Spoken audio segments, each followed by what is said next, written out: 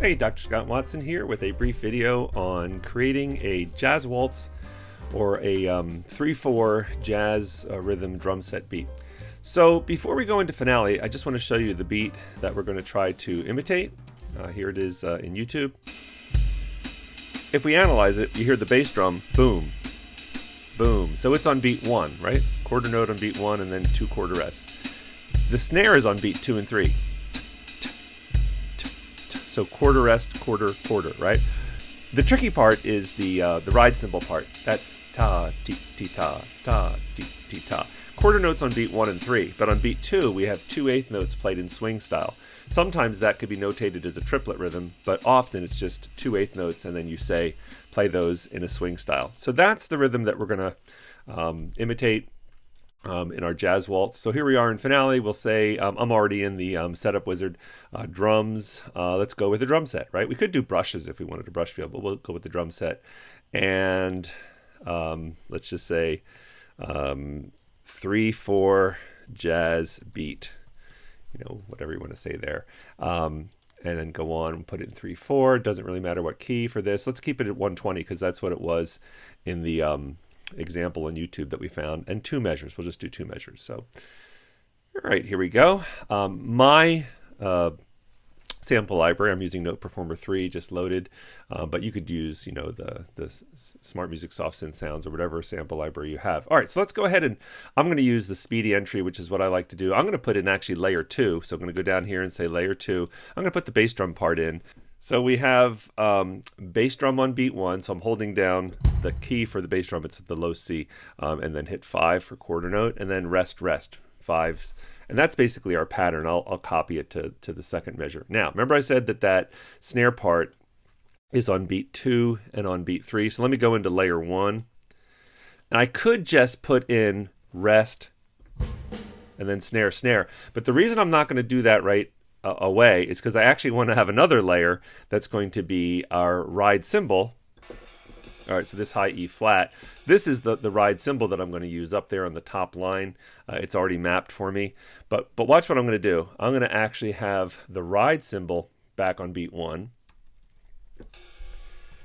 and then have the snare and the ride cymbal as the first of 2/8 notes, and then have the ride cymbal as the second of those 2/8 notes, and then have both the snare and the ride cymbal as my quarter. So what that allows the drummer to see is that they're playing this just the ride cymbal on beat 1, they're playing the snare and the ride cymbal on the beginning of beat 2, the ride cymbal on the end of 2, and then the snare and the ride cymbal on beat 3. So that's really the rhythm we want. If I want to get 2 measures of it, just to have, you know, ta ta ta ta ta ta ta, right? So now I've got 2 measures of that same pattern. Now, the important thing though is that we say over here, let me bring this over here. We say over here in the playback controls that instead of the human playback style being standard, let's go ahead and say jazz.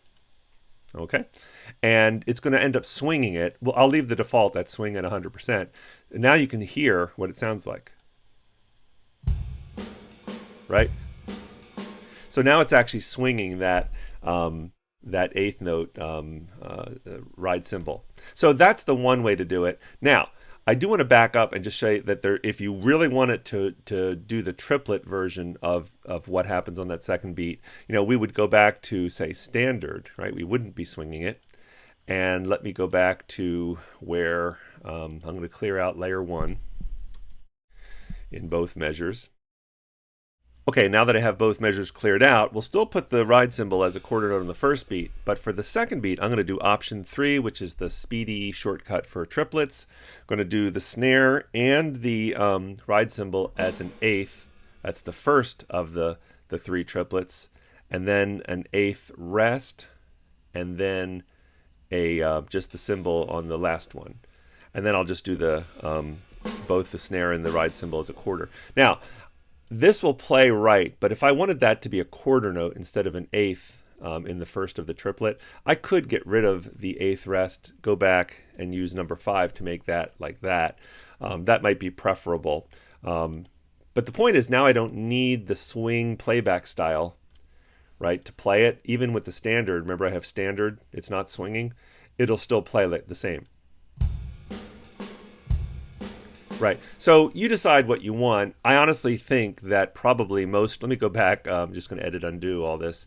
I think most jazz players would probably be happy just to have this, right? But then you would have to say, first of all, you'd have to turn on the swing, right? Jazz, make it jazz style playback. And then you'd have to use an expression here. I'm going to create a tempo mark. Oh, here we go, swing, right? So if you have one, you could actually just use that expression, or you could create from scratch an expression. You wouldn't even have to have the eighth notes and the triplet there, although that's really, really clear the way it is here. But if you just had, swing style or swing eighths, the player would know what you mean. So anyway, that's how you do a jazz waltz or a swing style 3/4 pattern on drum set with Finale. Hope this helps.